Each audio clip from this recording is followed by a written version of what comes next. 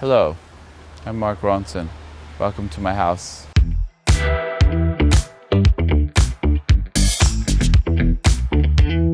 We're in Los Feliz, Los Angeles, California. I moved into this place about 2.5 years ago. I walked in and pretty much the minute I saw this garden, I was like, this is really beautiful. And it's also, if you sort of have a fantasy a little bit about what Los Angeles is, it's certainly it.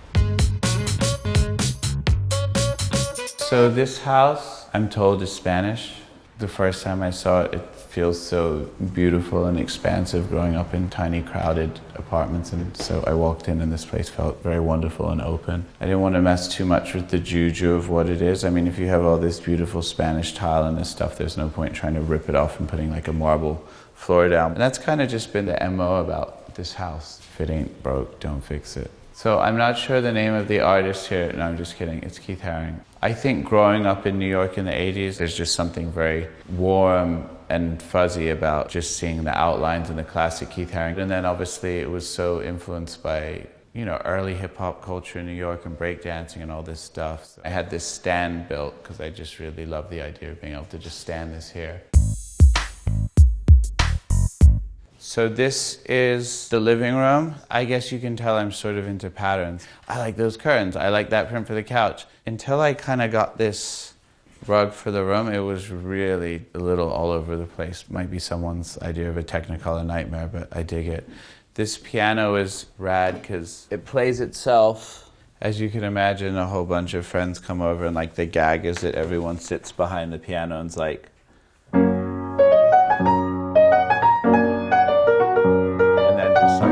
walks off. It feels like every time I'm like killing a piano player. Oh yeah, all these things are, you know, in here are things that mean something to me or important for some reason. I don't know why, I've just always loved that. It's Judy Garland.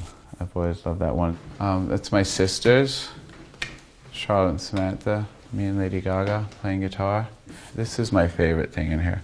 Moise Kiesling, he was like an Eastern European painter who does this thing where the eyes are always a bit big and there's something super surreal about the face.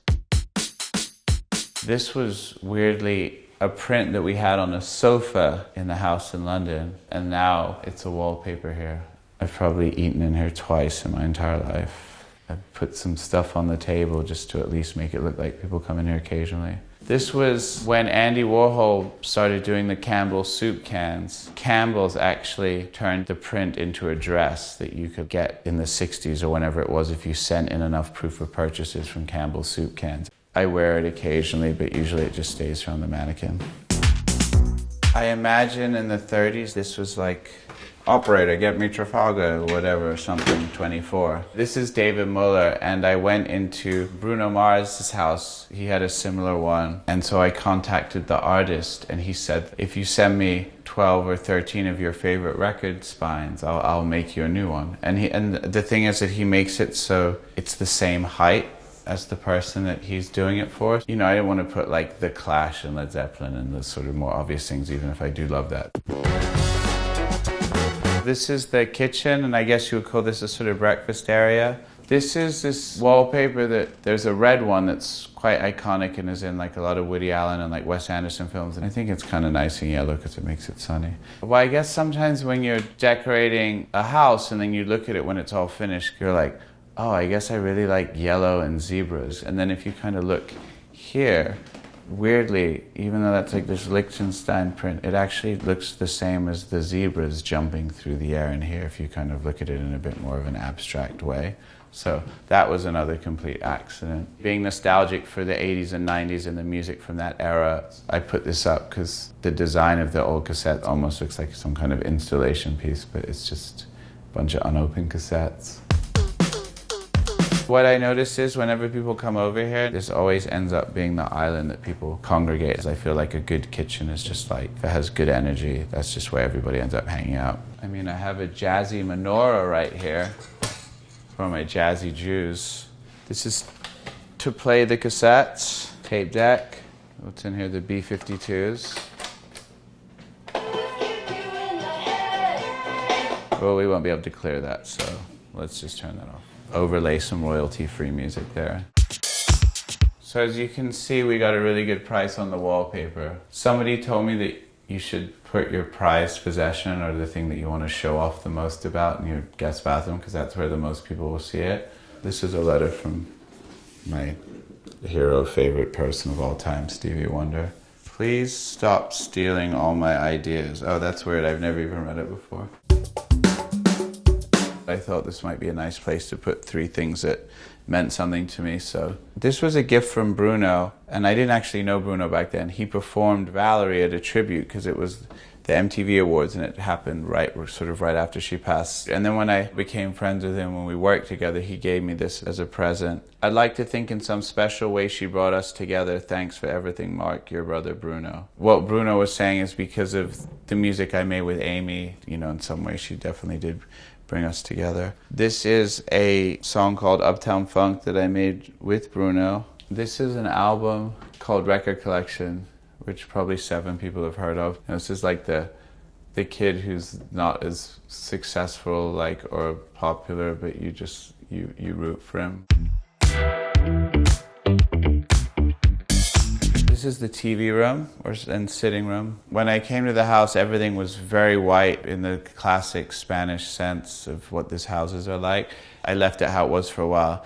And then I started to miss some of the more, I guess, just like English kind of elements. So I got this green silky wallpaper and then ended up painting the ceiling green to match it. These are like sports trophies, but for music.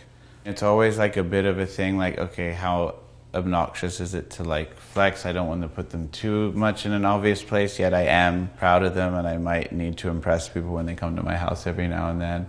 I should take that off. I got these in the mail as a present from somebody who said that I should put these pants on the Oscar to make it more presentable.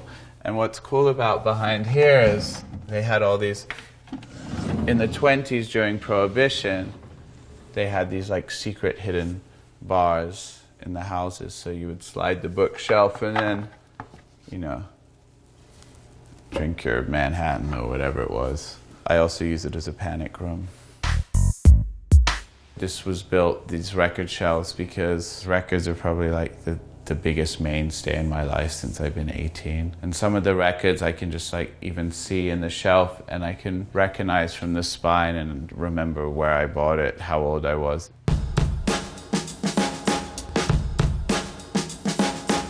This is the garden.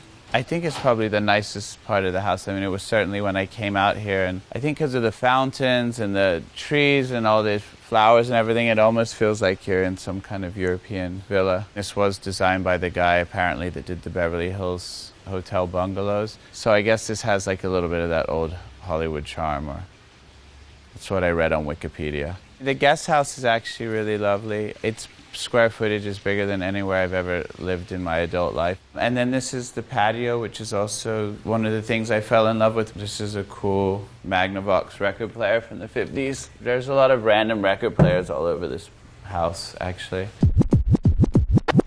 And then that I found on eBay.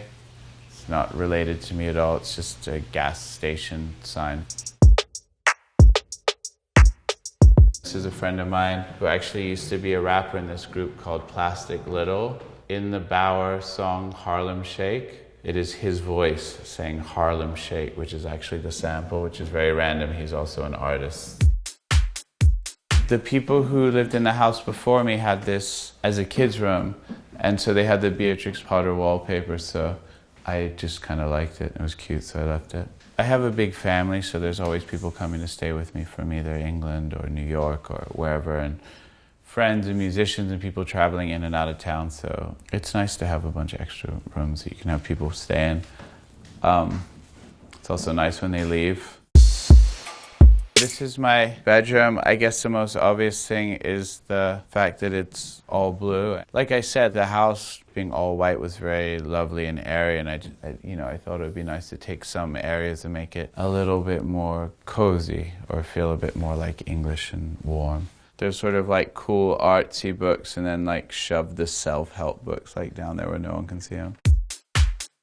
This is kind of nice because this is like, I didn't actually realize until I lived in this house for a little while that I did actually have a view because I thought I didn't, but at night through this balcony, that's where you see like that classic Michael Mann, like LA cityscape. This is my bathroom.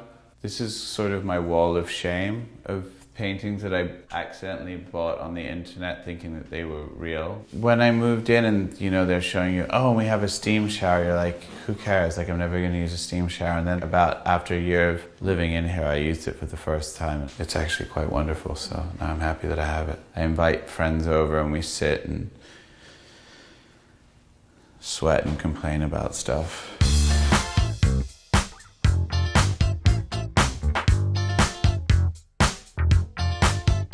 Thank you for coming. I hope you've enjoyed this tour of my house. I have to go to work now, so just excuse me. Thank you.